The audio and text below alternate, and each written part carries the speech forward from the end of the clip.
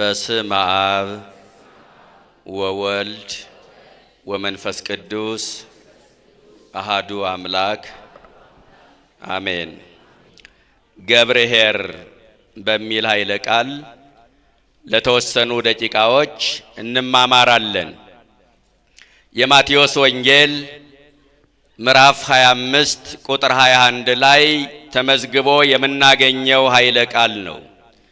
ቸር አገልጋይ፣ ቅን አገልጋይ፣ በጎ አገልጋይ የሚል ፍቺ ይሰጠናል። ይህንን ኃይለ ቃል የመረጥኩበት በሁለት ምክንያት ነው።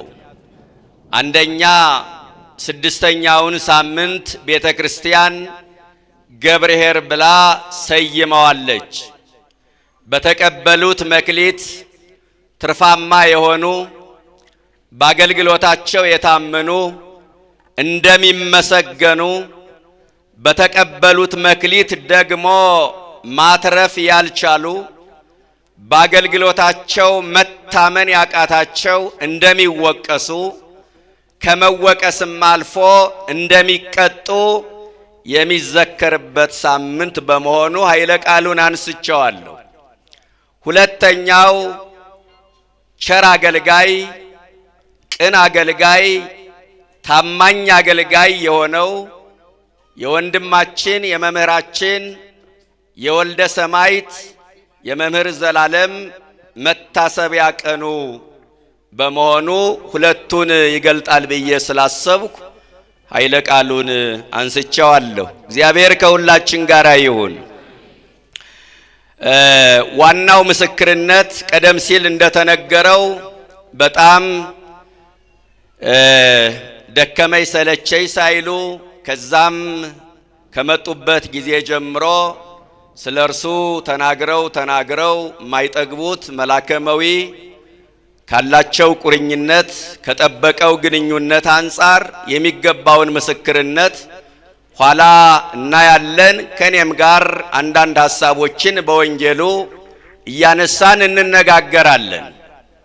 ጥቂት ደቂቃ ቆይታ እናደርጋለን። የማቴዎስ ወንጌል ምዕራፍ 25 ከቁጥር 14 ጀምሮ ታሪኩ ተመዝግቧል። ቀደም ሲልም ሲነበብ ሰምታችሁታል። ይሄ ክፍለ ምዕራፍ ሁሉን የሚመለከት ክፍለ ምዕራፍ ነው። የማይዳስሰው አካል የለም። ከላይ እስከ ታች፣ ከሊቅ እስከ ደቂቅ፣ ከካህን እስከ ምእመን አልፎ ተርፎ ሊቃነ ጳጳሳትን ሳይቀር የሚመለከት ትምህርት ነው። በምሳሌ የተሰጠ ትምህርት ነው።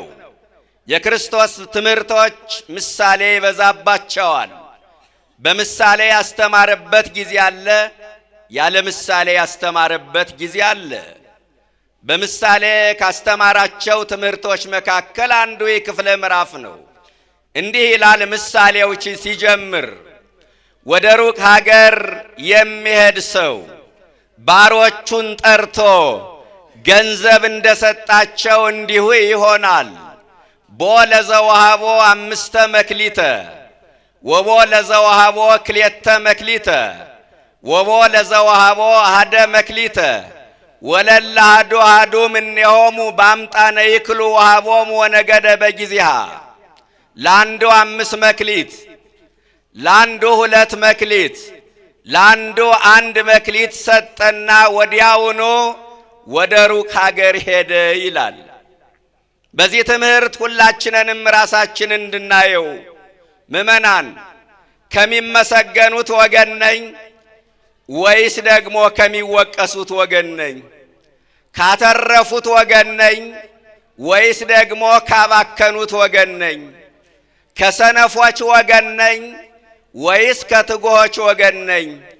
ከመልካሞች ወገን ነኝ ወይስ ከክፉዎች ወገን ነኝ? ራሳችንን እንየው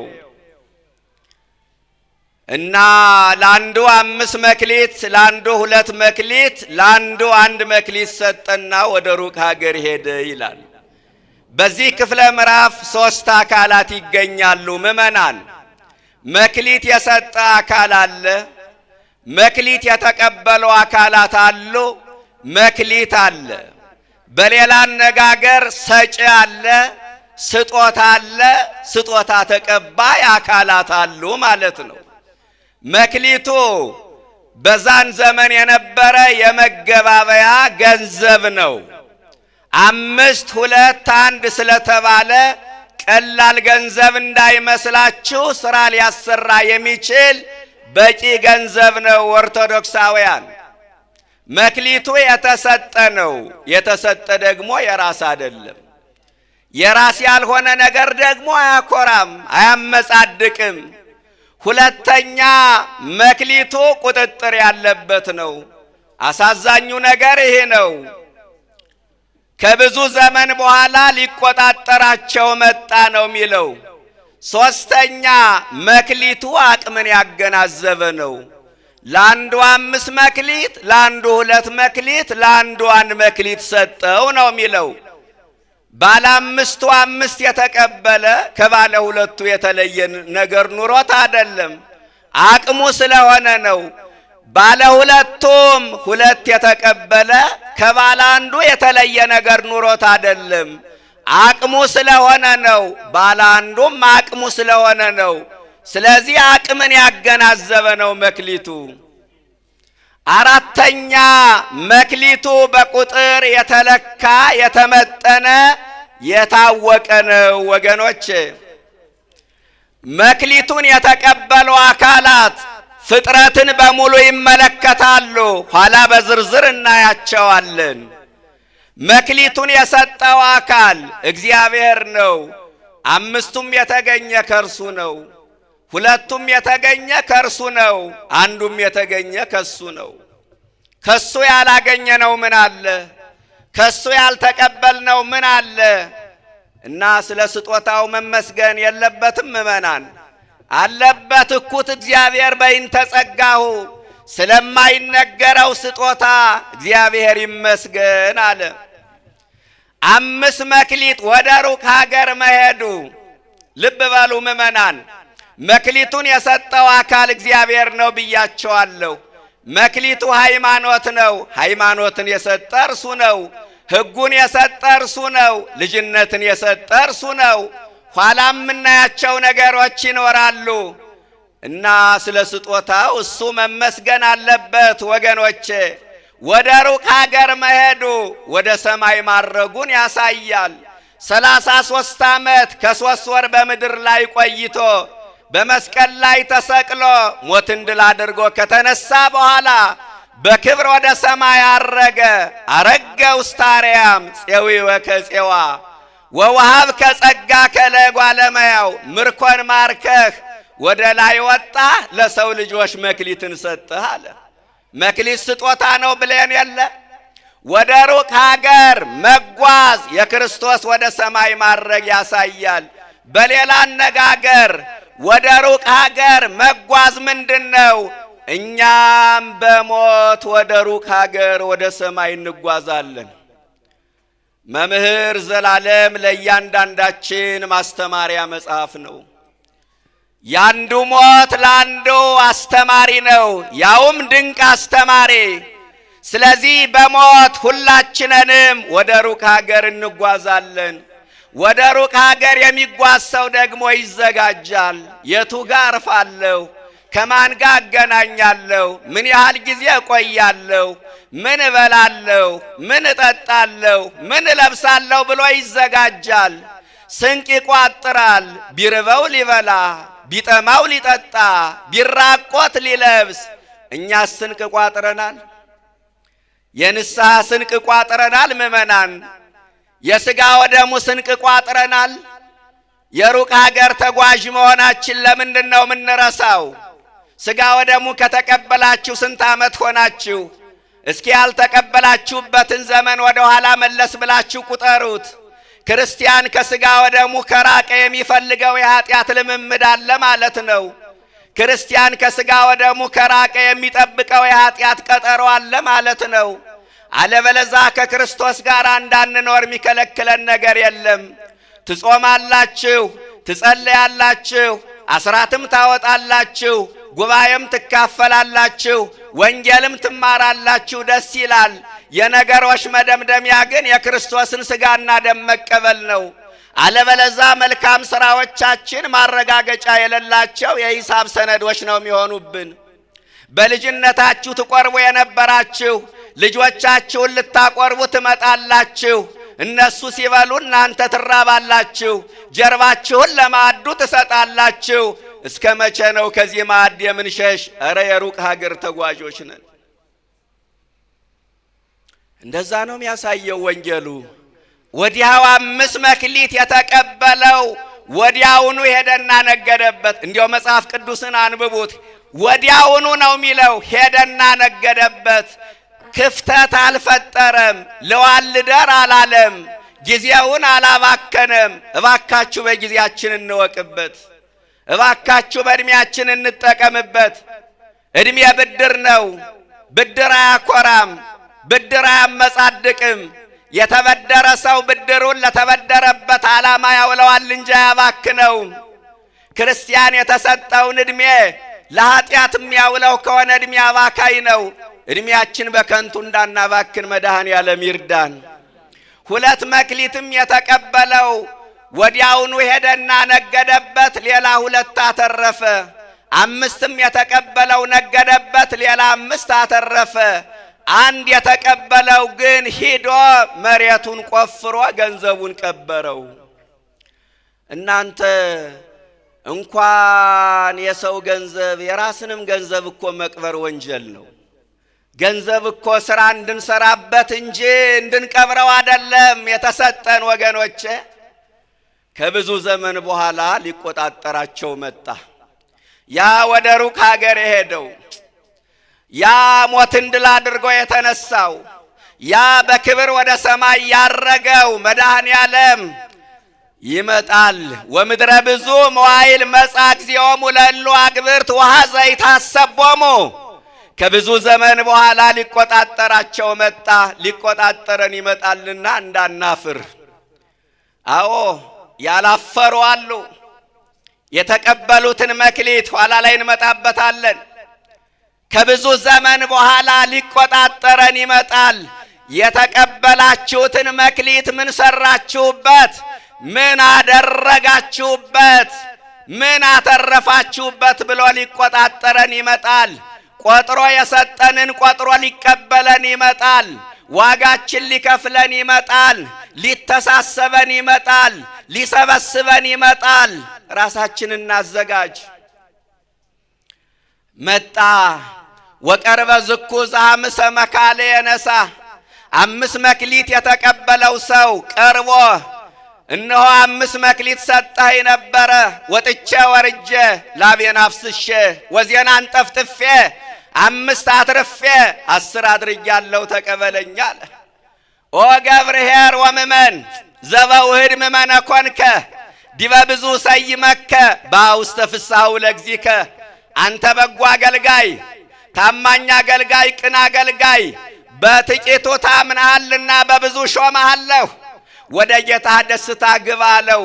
ሁለተኛውም ቀረበ፣ 2 ሰጠኸኝ ነበረ፣ ወጥቼ ወርጄ 2 አተረፍኩኝ፣ እነሆ 4 አለው። አንተ በጎ አገልጋይ፣ በጥቂቱ ታምነሃል፣ በብዙ ሾመሃለሁ፣ ወደ ጌታ ደስታ ግባ አለው። 1 የተቀበለው አገልጋይ ቀረበ። አንተ ካልዘራህበት የምታጭድ ካልበተንክበት የምትሰበስብ ጨካኝ መሆንህን አውቄ አለ። አቤት ሲሰቀጥጥ ቃሉ! ጨካኝ መሆንህን አውቄ መሬቱን ቆፍሬ ገንዘብህን ቀበርኩት፣ እንካ ገንዘብህን አለ። አልሰራሁበትም፣ አላተረፍኩበትም፣ ይቅር በለኝ ማለት ያባት ነበረ። አለመስራቱ አለማትረፉ ሳያንሰው ወቀሳው ሰነፍ ሰው ወቃሽ ነው። ሰነፍ ሰው ተች ነው። ሰነፍ ሰው ሐሜተኛ ነው። ከማመስገን ይልቅ ማማት ደስ ይለዋል። ከማድነቅ ይልቅ ወገኖቼ መተቸት ይወዳል። ይሄ የሰነፎች ጠባይ መገለጫ ነው። ያ ቸር ጌታ ግን እንዲህ አለ፣ ካልዘራሁበት የማጭድ ካልበተንኩበት የምትሰበስብ መሆን ይሄን ብታውቅ ኑሮ ገንዘቤን በጊዜው ልትመልስልኝ በተገባህ ነበረ። በሉ አንዱን ወስዳችሁ ለባለ 10 ስጡት፣ ላለው ይጨመርለታል፣ የማይጠቅመውን ባሪያ አገልጋይ ግን ወደ ውጭ ጣሉት አለ። የማይጠቅም ተብለን ወደ ውጭ ከመጣል እግዚአብሔር ይሰውረን። እስቲ ትንሽ በጣም ጥቂት ደቂቃ የአባቶቻችን ትርጓሜ ላሳያችሁና የመልካም አገልጋይ መገለጫው ምንድነው የሚለውን ሐሳብ አንስቼ ልጨርስ። የአባቶቻችን ትርጓሜ በጣም በጥቂቱ ባለ 5 ሙሴ ነው። 5ቱን መጻሕፍተ ኦሪት ጽፏልና ታውቋቸዋላችሁ አይደለ? 5ቱ መጻሕፍተ ኦሪት ዝርዝር አያስፈልግም፣ ብዙዎቻችሁ ታውቋቸዋላችሁ። ባለ 2 ጴጥሮስ ነው፣ 2ቱን መልእክታት ጽፏልና አንድም ብሉይ ሐዲስ ተገልጦለታልና። ባለ 1 ይሁዳ ነው፣ ማትረፍ ያልቻለው አባካኙ ይሁዳ 3 ዓመት ከ3 ወር ከጌታ ስር ቁጭ ብሎ ወንጌል ተምሮ ማትረፍ ያልቻለው አባካኙ አገልጋይ ይሁዳ ነው። እንደገና ባለ 5 ሊቃነ ጳጳሳት ናቸው። ጳጳሳት 5 ሀብታት 5 መክሊት ተሰጧቸዋል። አንደኛ አንብሮተ እድ ላይ ለጳጳስ፣ በጳጳስ ላይ እጅን መጫን። አንድን ጳጳስ ብቻውን መሾም አይችልም። ጳጳሳት የሚሾሙ በጉባኤ ጳጳሳት በጳጳሳት ስብሰባ ነው እና የራሱን ድርሻ እሱም ስለሚወስድ አንደኛ እጅን መጫን በጳጳስ ላይ ይላል። ሁለተኛ ሰይመ ቀሲስ ቅስና መሾም፣ ሶስተኛ ዲቁና መሾም። እነዚህ በአንብሮተ እድ የሚከናወኑ ናቸው። አራተኛ ማጥመቅ፣ ጳጳሱስ ካህን አይደሉ? ያጠምቃሉ። አምስተኛ ቀድሶ ማቁረብ። 5ቱን የጠበቁ ሊቃነ ጳጳሳት አትራፊዎች ናቸው። እነዚህን ያባከኑ ግን መክሊታቸውን ቀብረዋልና ተጠያቂ ናቸው። ሁለተኛ ባለ 2 ካህን ነው። የካህን ድርሻ ልጅነት ማሰጠት፣ ቀድሶ ማቁረብ ነው። ማጥመቅና ቀድሶ ማቁረብ መደበኛ ስራው ነው። አያስተምርም ማለት ግን አይደለም። ባለ 1 ዲያቆን ነው። የዲያቆን ስራው ተልኮ ነው። የዲያቆን ስራው ተራድኦ ነው። የዲያቆን ስራው መራዳት መታዘዝ ነው ወገኖች። እና ተወቃሹ ዲያቆን ብቻ ነው፣ የሚወቀሰው ዲያቆን ብቻ ነው። ምእመናን ምንድነው ታዲያ? ባለ 1 ዲያቆን ነው እንግዲህ ያባከነው ባለ 1 ነው። ማትረፍ ያልቻለው ባለ 1 ነው። ተጠያቂው ተከሳሽው ወደ ውጪ ይጣላል የተባለ ባለ 1 ነው። ዲያቆን ብቻ ነው ወይ የሚወቀስ? አይደለም። ይሄ ምሳሌ ትምህርት ነው። 3ቱም አተረፉ ቢባል የሚከስር ሰው ምሳሌ አልነበረም። 3ቱ አተረፉ ቢባል የሚከስር ሰው ምሳሌ አልነበረም። 3ቱ ከሰሩ ቢባል ደግሞ የሚያተርፍ ሰው ምሳሌ አልነበረም። ስለዚህ ባጭሩ ያተረፈ እንደሚመሰገን ያባከነ እንደሚወቀስ እንጂ ተወቃሹ ዲያቆን ብቻ ነው ማለት አይደለም። ይህንን በደም ተረዱልኝ ምእመናን። ለምን እንደ ቅዱስ እስጢፋኖስ ያሉ ዲያቆናት መክሊታቸውን በሚገባ አትርፈውበታል እኮ። በእርግጥ ዲያቆኑ ሲያጠፋ ይወቀሳል፣ ይሰሳታል፣ ሊሰሳት ይችላል። ሲሰሳት ይወቀሳል፣ ይጠየቃል። ደግሞም ብዙ ዲቁና ባክኗል። እውነት ለመናገር በልጅነታቸው አንዳንዶቹ ዲቁናውን ይቀበሉና ከዚህ ዓለም ስትስባቸው የሥጋ ፍላጎት ሲበረታ እድሜያቸው ጠና ሲል ዲቁናውን ይተውታል። ይህ አይደለም አባከን ማለት? ብዙ ዲቁና ባክኗል እኮ። ግን ዲያቆኑ ብቻ ነው ወይ የሚወቀስ? ካህንስ ሆኖ የሚወቀስ የለም ወይ? አለ እንጂ። ጳጳስስ ሆኖ የሚወቀስ የለም ወይ? አለ እንጂ። ምን ጥያቄ አለው? ዋናው ነጥብ ምንድነው? አንድ ተቀብሎ ባለማትረፉ ተወቃሽ ከሆነ ነው ነጥቡ። ልብ በሉ። አንድ ተቀብሎ ባለማትረፉ ተወቃሽ ከሆነ 2 የተቀበለውማ ካላተረፈ እንዴት አይወቀስ ነው። በአንድ የጀመረው ለዚህ ነው። 2 የተቀበለው ካላተረፈ ተወቃሽ ከሆነ 5 የተቀበለውማ እንዴት አይወቀስ ነው። አንዱ ተወቅሶ ሁለት የተቀበለው ካላተረፈ ምሕረት የሚያገኝበት ምክንያት የለም። ሁለት የተቀበለው ባለማትረፉ ከተወቀሰ 5 የተቀበለው ጳጳስ ምሕረት የሚያገኝበት ምክንያት የለም። ከአንድ የጀመረው አንድ የተቀበለው ባለማትረፉ ከተወቀሰ 2 እና 5 የተቀበለውማ እንዴት አይወቀስ ነው ነጥቡ። ይሄ ነው። አሁን አንድ ጥያቄ አለ በውስጣችሁ። ባለ 5 ጳጳስ ከሆነ፣ ባለ 2 ካህን ከሆነ፣ ባለ 1 ዲያቆን ከሆነ እኛስ ድርሻ የለንም ወይ አላላችሁም በውስጣችሁ? ምእመናንስ ድርሻ የለንም እንዴ የሚል ጥያቄ ባይምሯችሁ እንዳይፈጠር። እናንተ በባለ 5ቱም ውስጥ አላችሁ፣ በባለ 2ቱም አላችሁ፣ በባለ 1ዱም አላችሁ። ወገኖቼ የእናንተን ድርሻ ልንገራችሁ። መጻሕፍት ከፋፍለው ስለሚሰጡ ነው እንጂ የእናንተ ድርሻ እኛን አይመለከተንም ማለት ግን አይደለም። ባለ 5 ለምእመናን የተሰጡ 1ኛ ጾም፣ ምን አልኳችሁ? 2ኛ ጸሎት፣ 3ኛ ስግደት፣ 4ኛ ፍቅር፣ 5ኛ ንጽሕና። እነዚህን የጠበቀ ምእመን አትራፊ ነው።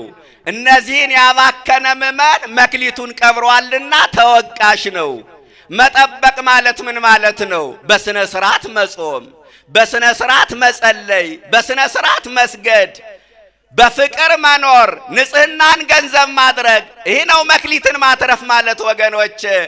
ግን ዛሬ ከሚጾመው ሰው የማይጾመው አይበልጥም ወይ? መክሊቱን እያባከነ ነው። 2ኛ ጸሎት ነው ብለናል። ከሚጸልየው የማይጸልየው ሰው ቁጥሩ ይበልጣል። መክሊቱን እየቀበረ ነው። በተለይ ማህበራዊ ሚዲያ ከመጣ ጀምሮ ወገኖቼ የጸሎት ማዛ ከኛ ጠፍቷል። ከጸሎት ርቀናል ወገኖቼ። ሌሊት ከሞባይላችን ጋር ተፋጠን እናድራለን። ሳንጸልይ ተመስገን ሳንል በዚያው እንቅልፍ ይወስደናል። ጧት ከእንቅልፋችን እንደነቃን ሞባይላችን አናምነውም። አምላካችን ማግኘት አንፈልግም። ከሞባይላችን ጋር እናረፍዳለን። ከዛ ወደ ምንፈልገው ቦታ እንሄዳለን። ማታም አልጸለይንም፣ ጧትም አልጸለይንም። ማታም የጸሎት መጽሐፍ አልተዘረጋ፣ ጧትም አልተዘረጋ። ወገኖቼ ማባከን ማለት ይህ አይደለም። ይህ እኮ ነው ማባከን ማለት። እንድንጸልይ ታዝዘን ስናንኮራፋ ምናደር ከሆነ ሌሊቱን ይህ ነው መክሊትን መቅበር ወገኖቼ። የጸሎት ማዛ ጠፍቷል። ማዛውን ያድለን መድኃኔዓለም። 3ኛው ስግደት ነው። ስግደቱ ትዝ የሚለን ብዙ ጊዜ ሕማማቱ ሲመጣ ነው ወገኖቼ። በቀን እኮ 36 ስግደት እንድንሰግድ ታዝዘን ነበረ። ከባለ 50ና ከሌሎች ባላት ውጭ 12 አቡነ ዘበሰማያት 36 ስግደት በየቀኑ እንድንሰግድ ታዝዘን ነበር። ግን አባከን ነው። 4ኛ በፍቅር መኖር። ያለ ማብራሪያ ነው ምነግራችሁ። በፍቅር ከሚኖረው ይልቅ ጥላቻን ያረገዘው፣ ለበቀል የሚሮጠው፣ ወንድም ወንድሙን ለመግደል ቀን የሚጠብቀው ትውልድ ብዙ ነው። 5ኛ ንጽህና ነው። ከንጽህና ይልቅ ርኩሰትን የሚናፍቅ በነውር የተዘፈቀ ብዙ ሰው የለም ወይ? መክሊታችን ቀብረነዋል፣ አባክነነዋል። እባካችሁ 5ቱን መክሊቶችን ጠብቅ። አንድ ልጨምራችሁ ለናንተ። 1ኛ ሃይማኖት ነው። ባለ 5 መክሊት ለምእመናን የተሰጡ እኛን አይመለከትንም ማለት አይደለም ብያችኋለሁ። ከፋፍሎ መጽሐፉ ስለሰጠን ነው። ለጳጳስ አለ፣ ለዲያቆን አለ፣ ለካህን አለ፣ ለእናንተ አለ። መከፋፈል ልማዳቸው ስለሆነ ነው ብያችኋለሁ። 1ኛ ምን አልኳችሁ? ሃይማኖት። 2ኛው ፍስሐ ደስታ፣ መንፈሳዊ ደስታ አላችሁ። ከመንፈስ ፍሬዎች አንዱ ደስታ ነው። ምን አይነት ደስታ ነው የሚሰማችሁ ምእመናን? ስጋዊ ነው መንፈሳዊ? ጊዜያዊ ነው ዘላለማዊ? ምድራዊ ነው ሰማያዊ? የጣኑን ማዛ ስታሸቱ፣ ቅዳሴውን ስትሰሙ፣ ጉባኤ ስትካፈሉ፣ ማህሌቱን ስትሰሙ ደስ ካላችሁ ይህ ፍሬ በውስጣችሁ አለ። አሁን በዘረዘርኩት ማትደሰቱ ከሆነ ይህ የመንፈስ ፍሬ ደስታ የሚባለው በውስጣችሁ የለምና ንስሐ ግቡ። ይህንን መክሊት ያባከነው ብዙ ነው። 3ኛው ትዕግስት ነው። ለምእመናን የተሰጠ ይህንን መክሊት ያባከነ ብዙ ነው። ብዙ አይነት ትዕግስት አለ። አንደኛው ትዕግስት እግዚአብሔር ያለው አይቀርም ብሎ መረጋጋት ነው። ቢዘገይም አይቀርምና ምን በለው ታገሰው። ወገኖቼ ታገሰው። ሁለተኛው ትዕግስት የሚገጥመንን መከራ ታግሶ መኖር ነው። ሶስተኛው ትዕግስት መቻል የሚባለው ትዕግስት ነው። አሁን ትዳር የሚፈታው፣ ጎጆ የሚፈርሰው፣ አብሮ የኖረው ሕዝብ የሚባላው፣ ቤተሰብ የሚበተነው፣ የሀገር አንድነት የሚናጋው ይሄ ትዕግስት ጠፍቶ አይደለ እንዴ? ስንቱ ሰው መክሊቱን አባክኗል። አራተኛ ምህረት ማድረግ። ስትበድሉ ይቅርታ ትላላችሁ፣ ስትበደሉ ይቅርታ ታደርጋላችሁ። የይቅርታ ጸጋውን የቀበረ የለም ወገኖች። አንዳንዶቻችን ታርቀን እንኳን ቂመኛ ታራቂዎች ነን። ሰማይና ምድርን በፈጠረ በእግዚአብሔር ታረቅ ሲባል መስቀል ገፍቶ ሽማግሌ ረግጦ የሚወጣ ስንት ሰው አለ መሰላችሁ? ብሞትም አልታረቅም የሚል ሰው አለ። ይህንን መክሊት የቀበረ አራተኛው አንደኛ ሃይማኖት፣ ሁለተኛ ደስታ፣ ሶስተኛ ምን አልኳችሁ? ትዕግስት፣ አራተኛ ምህረት ማድረግ፣ አምስተኛ ተስፋ። ተስፋ አላችሁ፣ በተስፋ ትኖራላችሁ። ትምጻ መንግሥትከ እንላለን፣ መንግሥት ትምጣ እንላለን። ያችን የሰማዩን ተስፋ እንጠብቃለን። ከልብ የሆነ ተስፋ አላችሁ ወገኖች። ብዙዎቻችን በተስፋ መቁረጥ ውስጥ አይደለ ያለነው ወይ? እንደዚያ እኮ ነን። ተስፋ መቁረጥ የኃጢአት ቁንጮ ነው። ተስፋ አትቁረጡ። ወምኩሉ ያቲ ቀቢጸ ተስፋ፣ ከሁሉም ተስፋ መቁረጥ የከፋ ነው።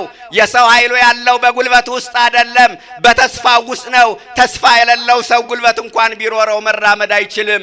ጉልበት አልቆ ግን በተስፋ መራመድ ይቻላል። ብዙ ጊዜ በራሳችን ላይ ተስፋ ቆርጠናል፣ በሰዎች ላይ ተስፋ ቆርጠናል። የተሻለ ሰው አላገኝም ብለን በእኛ በራሳችን ተስፋ ቆርጠናል፣ ዋጋ የለኝም ብለን በሁኔታዎች ላይ ተስፋ ቆርጠናል። የማያልቅ አበሳ ባለባት ሀገራችን ተስፋ ቆርጠን ይሆናል። በፖለቲከኞቹ በሃይማኖት መሪዎች ተስፋ ቆርጠን ይሆናል። ግን ተስፋ አትቁረጡ። እግዚአብሔርን ያህል አባት፣ ድንግል ማርያምን ያህል እናት፣ ጻድቃን ሰማዕታትን ያህል አጎት አክስት እነ ቅዱስ ቂርቆስን ይዘን መላእክትን ወንድም አድርገን መስቀሉን ጋሻ ጸበሉን መዳኛ አድርገን የምንኖር ሰዎች ለምንድን ነው ተስፋ ምን ቆርጠው? በተስፋ ኑሩ። ተስፋኒ ትሬስዮ ለዘያሃሎ ከመዛሃለው። ተስፋ የሌለውን እንዳለ የራቀውን እንደቀረበ አድርጎ የሚያሳይ መስታወት ነው። በተስፋ ኑሮ። ያለ ተስፋ መኖር፣ ያለ ተስፋ መደሰት፣ ያለ ተስፋ ነገን ማየት አይቻልም። የመልካም አገልጋይ መገለጫው ምንድን ነው? ጥቂት ነገር 5 ደቂቃ ታገሱ። አገልጋይ አንደኛ መክሊቱን የተቀበለ ነው። ምኑን የተቀበለ? መክሊቱን የተቀበለ። መክሊት መቀበል እኮ በራሱ መታደል ነው ምእመናን፣ መታደል እኮ ነው በራሱ። በነገራችን ላይ መክሊት ያልተቀበለ የለም ከኛ መካከል። ቅዱስ ጳውሎስ ምን ይላል? በኤፌሶን መልእክቱ ምዕራፍ 4 ቁጥር 7 ላይ እንደ ክርስቶስ ስጦታ መጠን ለእያንዳንዳችን ጸጋው ተሰጥቶናል ይላል። ጸጋችን ፈልጎ ማግኘት አለማግኘት፣ በጸጋችን መጠቀም አለመጠቀም፣ ጸጋችን ማየት አለማየት ካልሆነ በቀር መክሊት ያልተሰጠው ሰው የለም። በስጋዊ ካየነው ሀብት መክሊት ነው።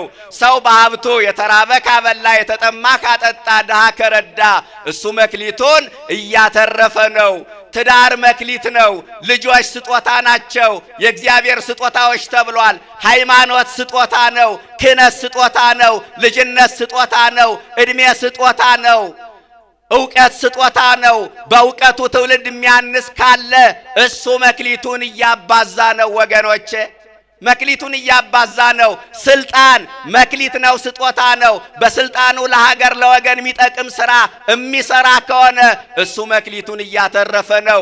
መጀመሪያ መቀበል ነው። መቀበል በራሱ መታደል ነው። ሁለተኛ መክሊቱን ያተረፈ መልካም አገልጋይ። ምን አልኳችሁ? የመልካም አገልጋይ መገለጫ መክሊቱን ያተረፈ። ባላንዱም ተቀብሏል እኮ እናንተ ግን ባለማትረፉ ወደ ውጭ ተጣለ። መምህር ዘላለም መክሊቱን ተቀብሎ ያተረፈ መምህራችን ነው። ብዙ ነፍሳትን ከአምልኮተ ጣዖት ወደ አምልኮተ እግዚአብሔር፣ ከገቢረ ኃጢአት ወደ ገቢረ ጽድቅ የመለሰ፣ ጣዖታትን የሰበረ፣ የብዙዎችን የልብ ስብራት የጠገነ ወንድማችን ነው።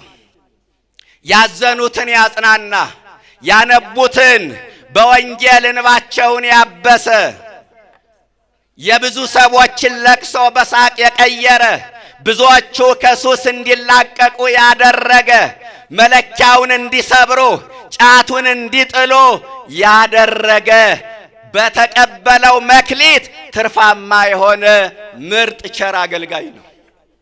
ቸር አገልጋይ በእውነት ስንቱ ይነገራል፣ ስንቱ ይነገራል። ሁለተኛው ይሄ ነው፣ በተቀበለው መክሊት ትርፋማ የሆነ።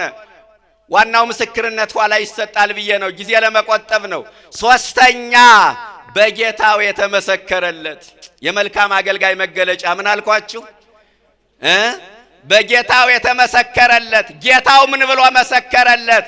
አንተ ታማኝ ቸር አገልጋይ፣ በብዙ ታምናሃልና በጥቂት ታምናሃልና በብዙ ሾመሃለሁ። ጌታው የመሰከረለት አገልጋይ ምንኛ የታደለ ነው። በዚህ ዘመን ሰው ስለ ራሱ ይመሰክራል፣ ስለ ራሱ ያወራል፣ ስለ ራሱ ይጽፋል፣ ራሱን ያደንቃል፣ ራሱን ያመሰግናል።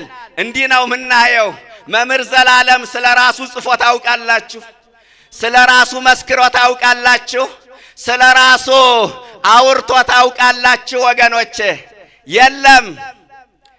እኛ ከየት ተማር ነው? ስለኛ ሌላው ያውራ፣ ስለኛ ሌላው ይመስክር፣ ስለኛ ሌላው ይጻፍ። ወገኖቼ እኛ ከየት ነው ይህን የተማር ነው? ከአባቶቻችን እኮ አልተማርነውም። አባቶቻችን በሕይወት እያሉ ክብራቸውን ደበቁ፣ ስለ ሌላው መሰከሩ። ሲሞቱ የነሱ ክብር ተገለጠ። በመምህር ዘላለም ላይ ያየነው እውነታ ይህ ነው። የቅዱሳን ሞት አያችሁት? በሕይወት እያለ ክብሩን ደበቀው፣ በሕይወት እያለ ክብሩን ሰወረው። ሲሞት ግን ሲያርፍ ግን ክብሩ ተገለጠ። ሰማይ መሬቱ አለቀሰ። አዎ አያችሁ፣ በጌታው የተመሰከረለት አገልጋይ። የተመሰከረበት እኮ አይደለም፣ የተመሰከረለት አገልጋይ ጌታው ራሱ መድኃኔ ዓለም የሚመሰክርለት፣ አንተ በጎ አገልጋይ በጥቂቱ ታምነሃልና በብዙ ሾመሃለሁ ብሎ የሚመሰክርለት፣ ቅዱስ ፓትርያርኩ የመሰከሩለት፣ ብፁዓን አበው ሊቃነ ጳጳሳት የመሰከሩለት፣ ሊቃውንት የመሰከሩለት፣ ድሆች የመሰከሩለት፣ ድሆች የመሰከሩለት መታደል ነው።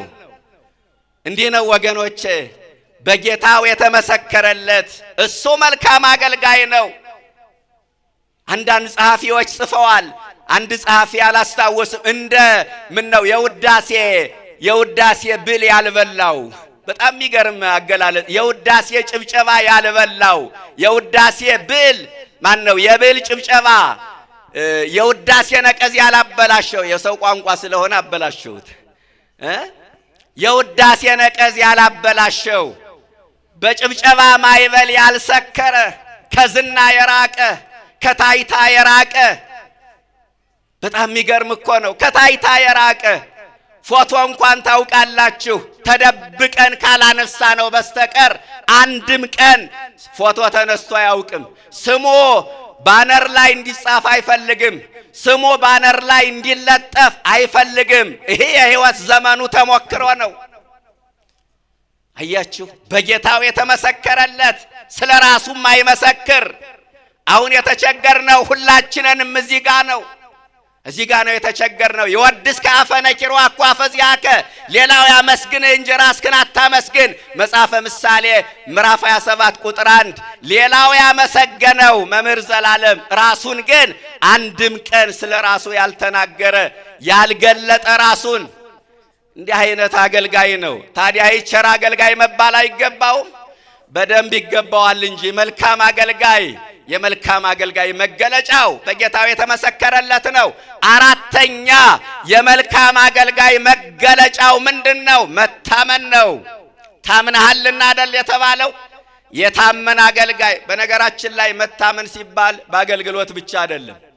በትዳሩ መታመን ያቃተው ሰው አለ። ባል በሚስቱ ያሳደዳል። ሚስት በባሏ ላይ የማይገባ ነገር ታደርጋለች። በስራው ላይ መታመን ያቃተው ሰው አለ። በስልጣኑ የሚባልግ መታመን ያቃተው ሰው አለ።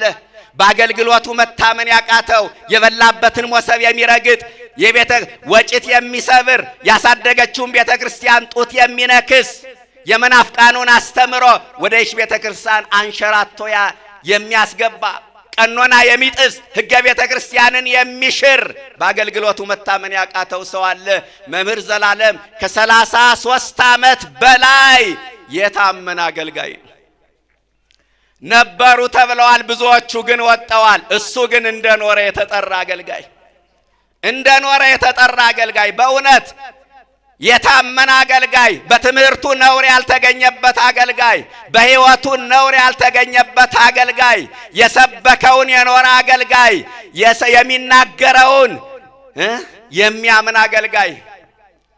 የሚናገረውን የሚያምን አገልጋይ ከ30 ዓመት በላይ እኛ 30 ቀን ጠባያችን ይለዋወጣል።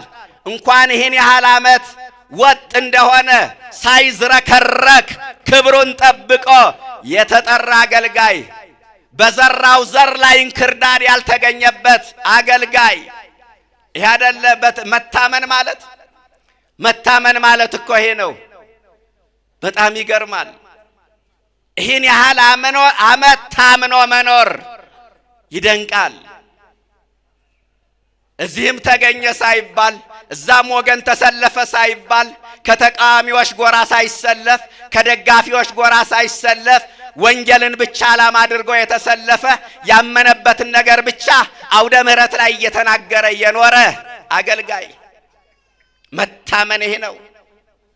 መታመን ስንቶቹ መታመን አቃታቸው። ገብተው ነበረ ወጡ።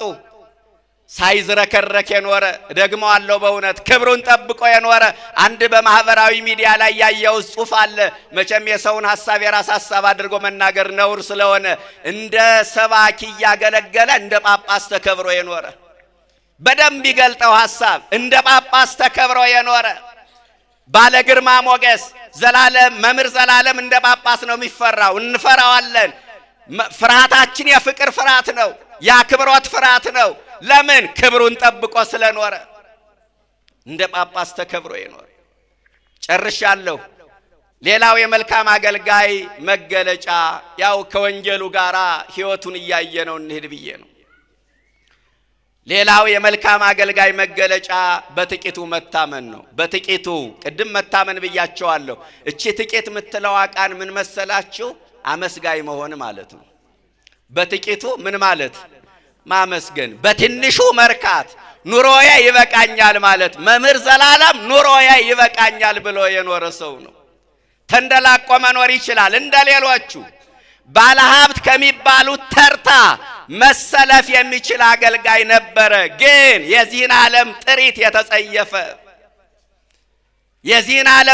የተጸየፈ በነፃ የተቀበለውን ወንጌል በነፃ የሰጠ አገልጋይ ነው። ራሱን የገዛ በማስተዋል የሚራመድ አዎ ኋላ መላከማዊ በደንብ ይገልጡታል። እኔ የሚያገኝ የሚሰጠውም አይመስለኝም። ውጭ ሀገር ሲሄድ አይፈልግም። ቢቀበልም እኔ እንጃ። ይኸው ድሆችን ነው ሲረዳበት የኖረው። ምሳ ሲያበላበት ነው የኖረው። ገዳማትን እየረዳ አብያተ ክርስቲያናትን እያነጸ የአብነት ትምህርት ቤቶችን እየረዳ መድኃኒት መግዣ ላጡ ሰዎች መድኃኒት እየገዛ ዘመኑን በሙሉ ይህ ምንድነው? መንኖ ጥሪት ታውቃላችሁ። እንደ ቅዱሳን የዚህን ዓለም ጥሪት መናቅ፣ መጸየፍ፣ ራሱን የገዛ ፍላጎቱን ያሸነፈ ፍቅረ ነዋይን ያንበረከከ የተጸየፈ ኑሮዬ ይበቃኛል ብሎ በጥቂቱ ረክቶ የሚኖር አገልጋይ ነው። በእውነት ስንቶቹ ባለሀብት ሆነዋል። ስንቶቹ ወንጌልን ሸቅጠውበታል። እሱ ግን ወንጌልን ሳይሸቅጥበት የሄደ ምርጥ አገልጋይ ነው። እዚህ ላይ ቢበቃኝ ይሻላል። አበዛባቸዋለሁኝ። በእውነት አልጠቀለልኩትም። ግን መላከማዊ ጊዜያቸውን እንዳላባክን ሌሎችም መርሃ ግብሮች ስለሚኖሩ ዝማሬውም የሻማ ማብራቱም መርሃ ግብር ስለሚኖር እዚህ ላይ ቢበቃን ይሻለናልና የወልደ ሰማዕትን ነፍስ መድኃኔዓለም በክብር ያሳርፍልን። በእውነት እኛንም ወደ ውጭ ከመጣል ያድነን እና እነዚህ መልካም አገልጋዮች በአምስቱ ያለፈ መልካም አገልጋይ ሁለት ነገር ይጠብቀዋል። አንደኛ በብዙ ይሾማል። ክብሩን ልንገራችሁ። በምን ይሾማል? በብዙ ይሾማል። አያችሁ፣ በአምስቱ ያለፈ አገልጋይ በምን ይሾማል? በብዙ ይሾማል። በክብር ላይ ክብር ያገኛል፣ በጸጋ ላይ ጸጋ ያገኛል፣ በበረከት ላይ በረከት ያገኛል። ይህንን ነው መምህራችን የሚያገኝ። አፋችን ሞልተን ምን መሰክረው በምድር ላይ የሰራውን ሥራ ስለምናውቅ ነው። ምእመናን፣ ሁለተኛ በዚህ በአምስቱ ያለፈ ወደ ጌታው ደስታ ይገባል። ወደ ምን ይገባል? ወደ ጌታው ደስታ። የጌታ ደስታ ማናት? መንግሥተ እግዚአብሔር። ዓይን ያላያት ጆሮ ያልሰማት በሰው ልብ ያልታሰበች እግዚአብሔር ለወዳጆቹ ያዘጋጃት፣ አግኝተን ማናጣት ገብተን ማንወጣባት፣ በዘር በቋንቋ ተቧድነን ግጭት ማንፈጥርባት መንግሥተ እግዚአብሔር ነች። መምህር ዘላለም መክሊቱን ሲያተርፍ የኖረው ወደ መንግሥቱ ለመግባት ነው። ያን ደስታ ላለማጣት ነው። እኛም ያንን ደስታ እንዳናጣ ሲሰብከን ኖረ። በሞቱም ሰበከን፣ በሕይወቱም ሰበከን። በሞቱ በአገልግሎት እኛ የምናውቀው አገልግሎቱን ነው። እኛ የምናውቀው አውደ ምሕረት ላይ ማስተማሩን ነው። ግን በሞቱ እኔ በግሌ ብዙዎቻችሁ ብዙ ነገር ተምረናል። ለካስ ይህም አድርጓል እንዴ? ለካስ ይህንም ሰርቷል እንዴ? ለካስ እንዲህ አይነትም መክሊት ነበረው እንዴ እያልን አልተገረምንም? በሚገባ ነው የተገረምነ። ይህ ሁሉ የሆነው ለምን? ወደ ጌታው ደስታ ገብቶ እኛም እንድንገባ ለማድረግ ነው። እና ያ ሰነፉ አገልጋይ ግን ገልብጦ ማየት ነው። ባጭሩ ያልታመነ ነው። በጌታው የተመሰከረለት ሳይሆን የተመሰከረበት ነው። በጥቂቱ ያልታመነ ነው። መክሊቱን ተቀብሎ ማትረፍ ያልቻለ ነው። ወደ ውጭ ይጣላል። በእውነት ይህ ሲጠቀለል ሃይማኖትና ምግባር ነው። ጊዜ ስለማይበቃን ነው። ባለ ሁለት ሃይማኖትና ምግባር ነው። ባለ አንድ ሃይማኖት ብቻ ነው። በሃይማኖት ላይ በጎ ስራ ሰርተን ወደ ጌታ ደስታ እንድንገባ መድኃኔዓለም ይርዳን። ምግባር አልባ ሁነን ወደ ውጭ ከመጣል ይሰውረን። መስፈርቱን አሟልተን መልካም አገልጋይ ገብርኄር ለመባል ያብቃን። የመምህራችንን የወልደ ሰማዕትን ነፍስ ወማኅበረ ሐዋርያት ሰባከያን ዙረው የሰበኩ የሐዋርያት አንድነት ወዳለበት ቦታ ያገባልን። ወስብሐት ለእግዚአብሔር።